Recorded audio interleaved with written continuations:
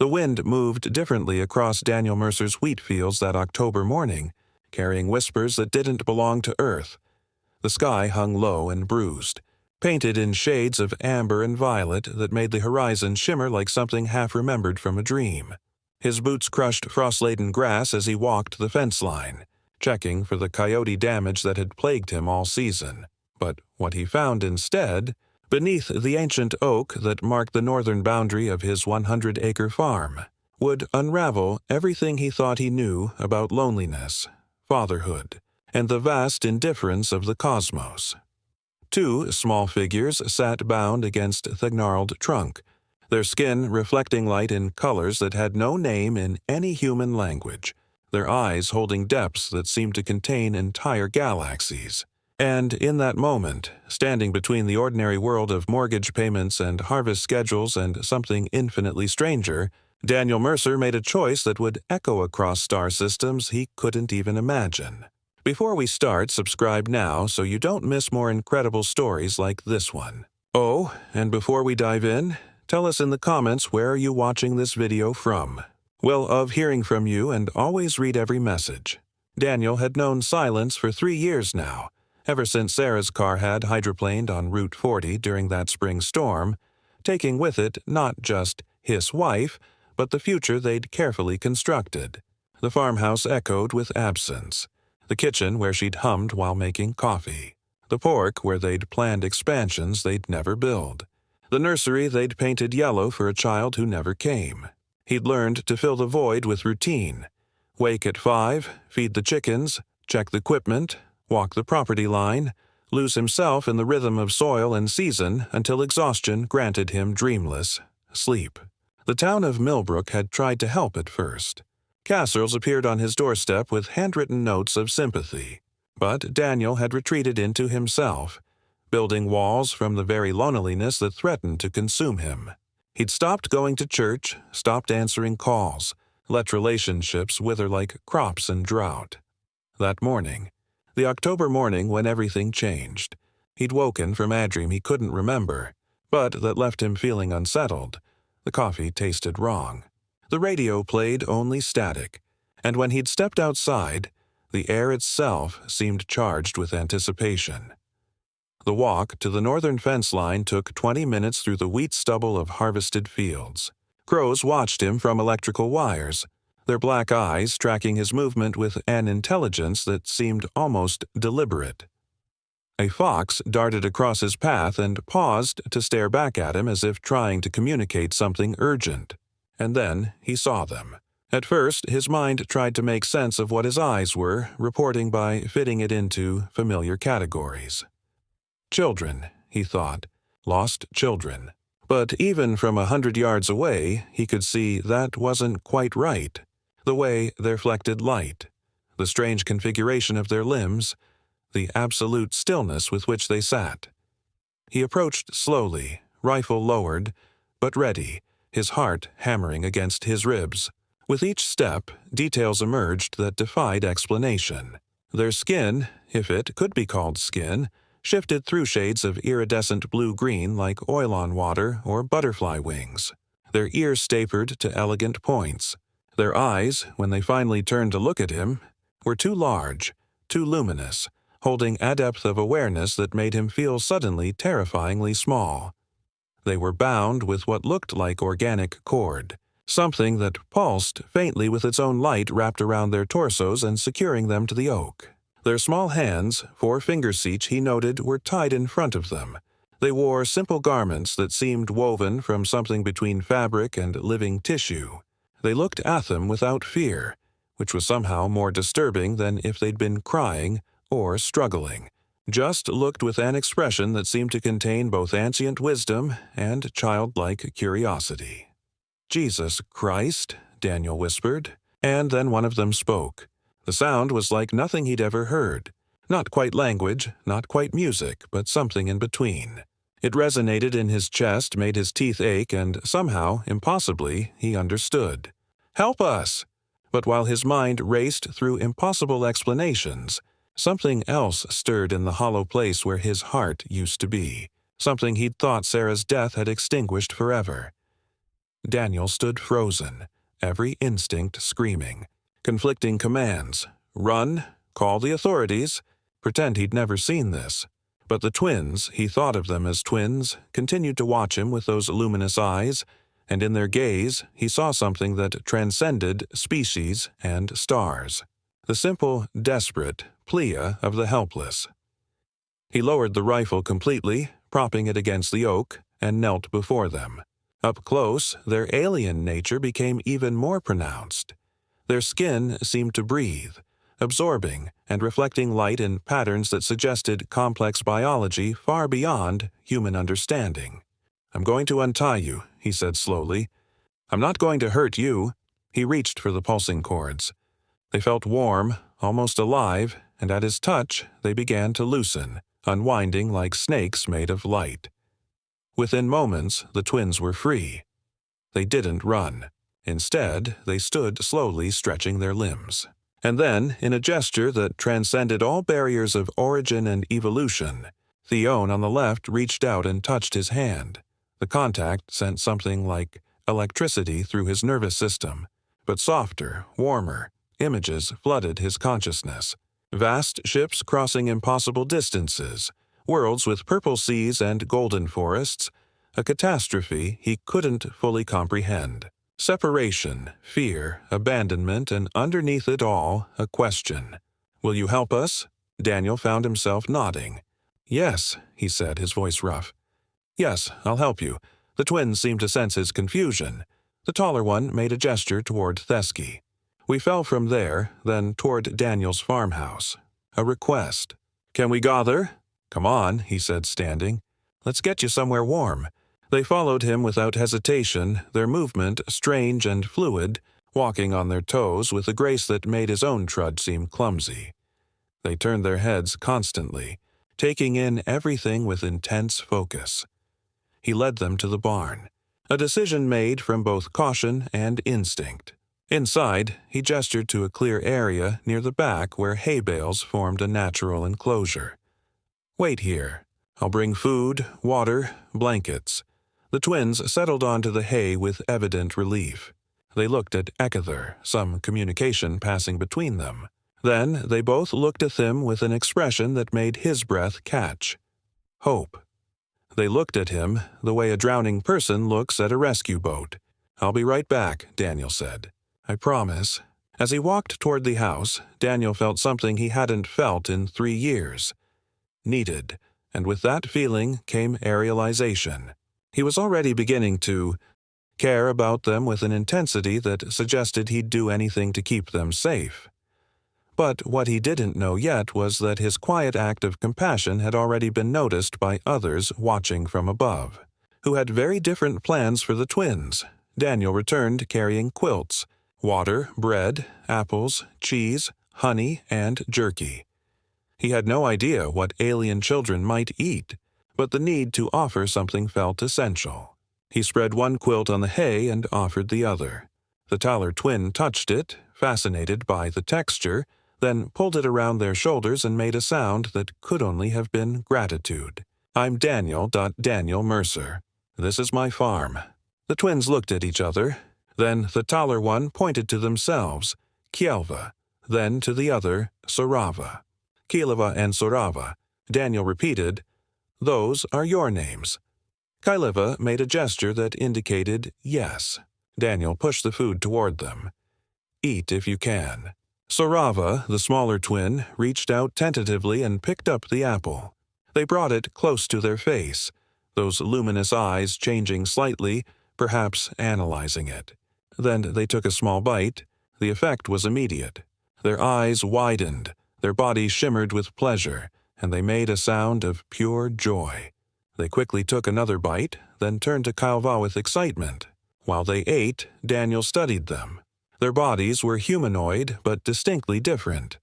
Longer limbs, joints that bent differently, a spine that curved more elegantly. Their faces held an expressiveness that needed no translation.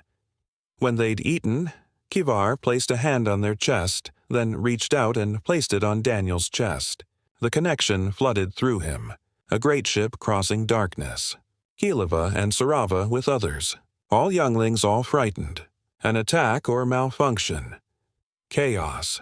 Alarms. Being pushed into an escape pod. Terror of falling through space. Through atmosphere. Through clouds. Landing hard, waking in darkness. Hostile beings taking them from the pod, binding them, leaving them tied to the tree. Hours passing, cold despair, and then him.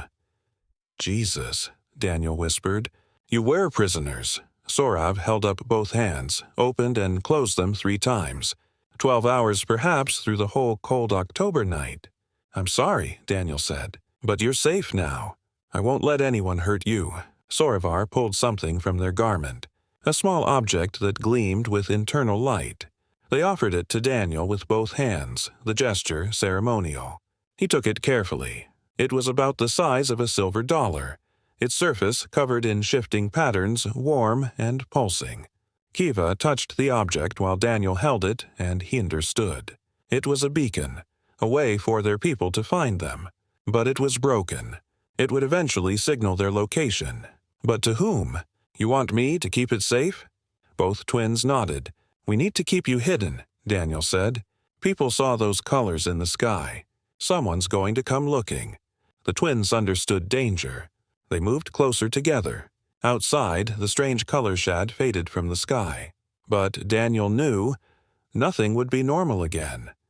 These beings had become his responsibility, his purpose. And somewhere deep inside, in that hollow place where Sarah's memory lived, he felt the fierce, protective love of a parent returning. Days passed in strange suspension. Daniel moved through normal routines while harboring an impossible secret. Hileva and Sarava adapted with remarkable speed, learning to hide, to move silently, to sense approaching danger. They learned English rapidly, simple words first, yes, no, thank you, careful hide but expanding quickly. Teacher, Sora said on the 3rd evening, pointing at Daniel. He'd set up a permanent space in the barn's loft, hidden but comfortable. More blankets, pillows, books with pictures they studied, drawing materials they used to create images of their home world, purple seas under twin suns, cities that grew like trees, creatures that resembled nothing on Earth. Family, Daniel asked, pointing to figures Kelver had sketched. The twin touched the drawing with sadness, then gestured towards the sky. Gone. Lost. On the 4th day, everything changed. Multiple vehicles approached. Not familiar sounds, but official engines. Daniel moved quickly to the loft. Hide, he said urgently. Deep. They slipped behind the false wall he'd built, a space just large enough for 2 small bodies. Outside, 3 black SUV shot arrived. Federal agents emerged with deliberate authority. A woman approached with credentials. Mr. Mercer, I'm Agent Reeves with Homeland Security. We're investigating unusual atmospheric phenomena. We'd like permission to search your land. You got a warrant. We can get one. Then I suppose you should. He kept his tone firm but not hostile. Haven't seen anything unusual. The agent searched his fields from a distance, finding Thietree, the impact crater beyond his boundary. But no survivors, no aliens. As darkness fell, Daniel knew this couldn't last. He found an old storm shelter from the 1950s, hidden in the treen, hand-dug during the Cuban Missile Crisis. At midnight, he led Kaleva and Sorav through darkness. The shelter was small, but dry walls, solid concrete. It's not much, he said, but it's hidden. Fear places can be safe places, Sorav said softly, when the feared thing is different from the thing that actually comes. Daniel set up supplies, sleeping bags, food, and water. I'll come every night. Stay quiet. Don't use flashlights unless you have to. Calva touched Daniel's hand. You are Pack Father. You protect when others abandon. This is sacred. Daniel's throat tightened. Your kids. That's what grown-ups do. Protect kids, especially if they're different. Sorav corrected gently. This is what makes good beings good. He climbed out, closed the metal door, covered it with debris. Walking back through darkness, Daniel felt more alive than he had in 3 years. The beacon in his pocket pulsed like a second heartbeat. Somewhere it was calling, and something would answer. 6 more days passed. Federal interest gradually waned. But on the 10th night, Daniel found Kyleva waiting outside the shelter, their skin shimmering with agitation. "What's wrong?" "We have called into the beacon, and they are coming," Kyleva said, their English now remarkably fluent. "But we do not know who answers. Those who left us bound, or those who mourn our absence." The beacon pulsed rapidly now, the light stronger, the rhythm urgent. "Then we need to decide," Daniel said. "Hide deeper or face whoever's coming," Sorv emerged. "We cannot hide forever, Packfather. You have given us time to heal, to learn. Perhaps you were meant to find us. I can't just let you be taken." "Then stand with us," Calva said simply. "Be witness to our story." Daniel led them back to the farmhouse for the first time. They moved through rooms with reverence, touching Sarah's things gently, understanding somehow that this was sacred space. In the living room, Daniel positioned himself by the window. The twins stood together, their hands clasped, their skins cycling through colors that spoke of fear and courage in equal measure. "Whatever happens," Daniel said, "I want you to know these 10 days you gave me something I thought I'd lost. Purpose, family. You are Packfather." Sarav said, "Always across all distances." Then the sky split open, not violently, but with a sound like crystal bells. A ship descended. It was beautiful. Organic curves and geometric precision pulsing with the same light as the beacon. It settled in Daniel's wheat field with impossible grace. A ramp extended. Figures descended tall and elegant, their skin shimmering with the same iridescent quality as the twins, but marked with patterns that suggested age and authority. Kaiva and Sarava tensed. Then suddenly their bodies relaxed. "Mother of Clan," Kyleva whispered. They ran outside and Daniel followed. The tall figure, clearly female in some universal sense, dropped to her knees and gathered the twins into her arms. The sound she made was pure anguish en relief, a parent's cry that needed no translation. Other figures emerged, checking the twins, speaking in that musical language. Then the mother figure stood and approached Daniel. She was easily 7 tall, her features both alien and beautiful. She looked at Daniel with eyes that held galaxies, then did something extraordinary. She bowed deeply through the twins. Translating, she spoke. "You are Daniel Mercer.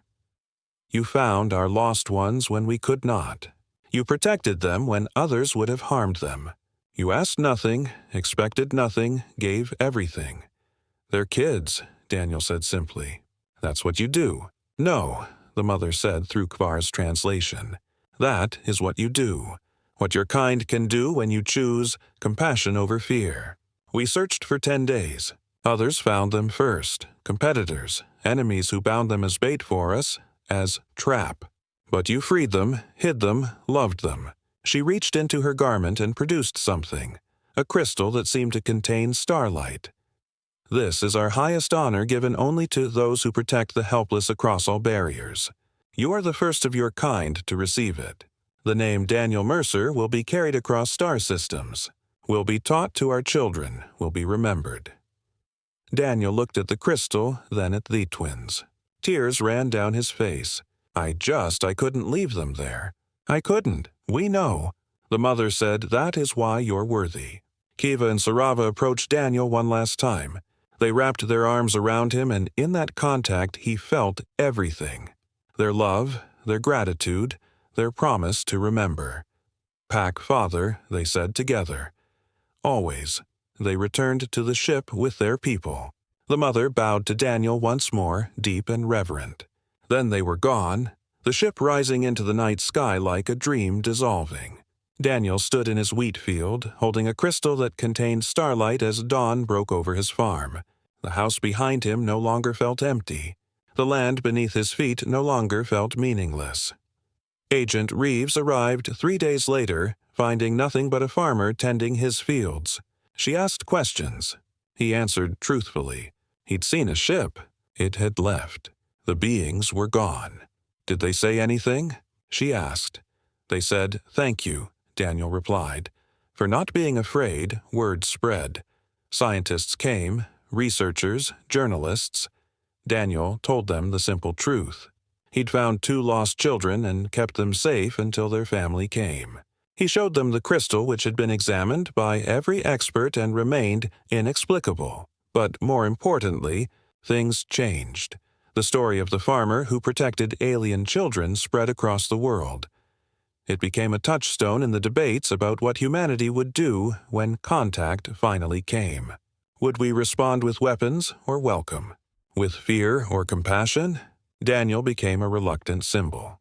He spoke at the UN, at universities, at churches, always saying the same thing: they were kids. That's all that mattered. Years later, on another October morning, Daniel stood in his wheat fields, now thriving. The land, somehow richer since that night. He was 62, his hair gray, but his eyes were alive in ways they hadn't been before Sarah's death. The sky opened again, but this time he was expecting it. Kiva and Sarava descended, now young adults, elegant and strong. Behind them came dozens of others, their people, establishing formal contact with Earth. But first, they came to Daniel's farm, to the place where it all began, my father. They said, their voices rich with joy and love. We told them. We told them all. About the human who chose kindness when others chose cruelty. About the father who had lost everything but still had room in his heart for Thelost. The twins had brought gifts from across the galaxy. Technologies that would heal, knowledge that would enlighten. But more than that, they brought a message that changed humanity's understanding of its place in the universe. "You are not alone," Kaileva said, speaking now to the cameras broadcasting to the world. "You are not isolated. You are part of something vast and beautiful, and you proved yourselves worthy not through strength or intelligence, but through the simple act of protecting 2 frightened children," Sarava added. "The name Daniel Mercer is now carried across 100 worlds. It is taught to our young as the finest example of what any being can be. An Earth is welcomed into the galactic family not because of your technology or your power, but because of this one farmer who showed us the content of your character." Daniel stood among beings from across the stars, representatives of humanity and dozens of alien species, all gathered on his simple farm. He held the hands of the twins he'd saved, now grown, but still calling him Pack Father. In the moment before he spoke to the assembled galaxy, Daniel thought of Sarah, of the empty years of the morning he'd found 2 impossible children bound to a tree. And he understood finally that grief had not ended his story. Ithud prepared him for this one. "In a universe that can seem cold and vast and indifferent," he said, his voice steady, "every small act of kindness echoes farther than we can imagine. Every choice to protect rather than harm, come rather than reject, to lover rather than fear. These choices ripple outward like light across darkness. It didn't save Kiva and Sarava. They saved me. And together we learned that family is not bound by blood or species or origin. Family is built by choice, by love. By standing together in the darkness and refusing to let go, the twins embraced him, and across 100 worlds, beings of every kind watched and understood that sometimes the most important thing any person can do is see another's pain and choose to help. That compassion is the truest measure of civilization, and that a single farmer on a small world had shown the galaxy what meant to be worthy. Daniel Mercer had found 2 alien children tied to a tree. What he did next didn't just shock the world, it changed the universe.